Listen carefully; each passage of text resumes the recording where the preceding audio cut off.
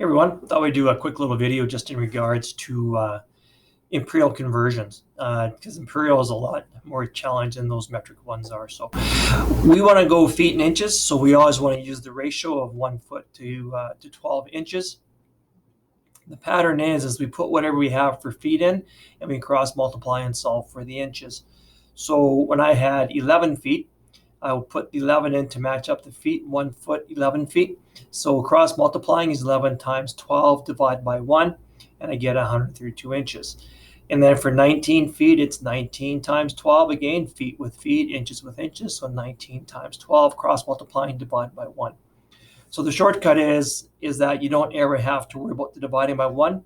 So when we want to change from feet to inches, we really just have to go feet times 12. Every 1 foot is 12. So 11 times 12, 19 times 12, 18 times 12. And that's the pattern then for going from feet to inches.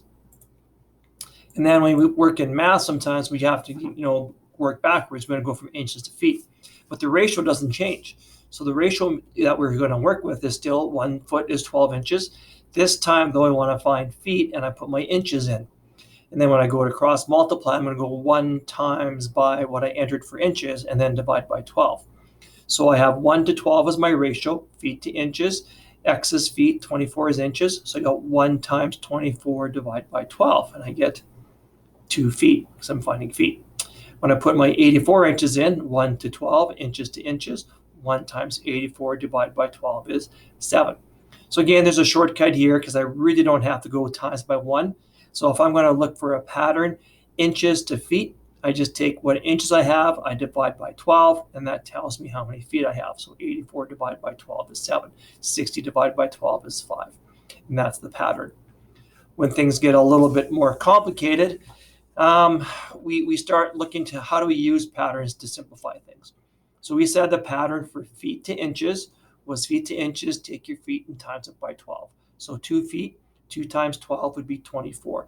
But I have 2 more inches. So I got 2 times 12 plus 2. So I got 24 plus 2.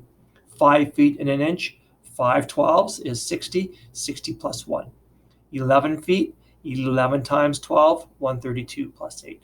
So that's the pattern then for that one.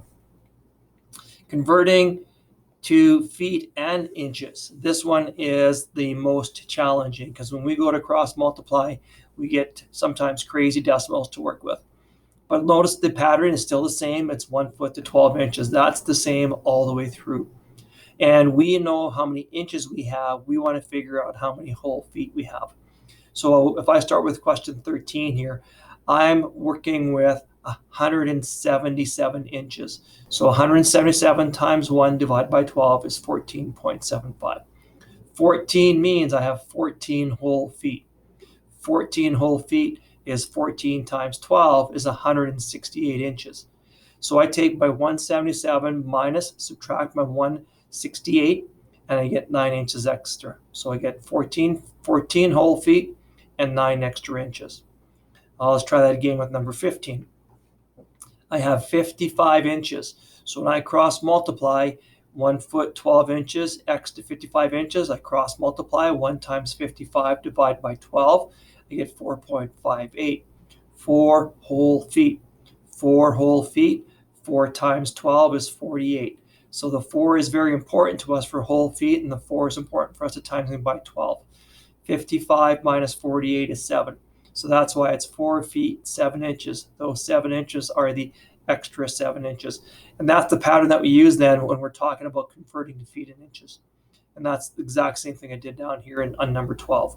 Cross multiplied, found out I had exactly, or not exactly, I had 9 whole feet, 9 feet, 9 whole feet, 9 12s, 108. And then how much am I missing? I'm missing 4 more inches. All right, that's our quick video on how to do imperial to imperial conversions.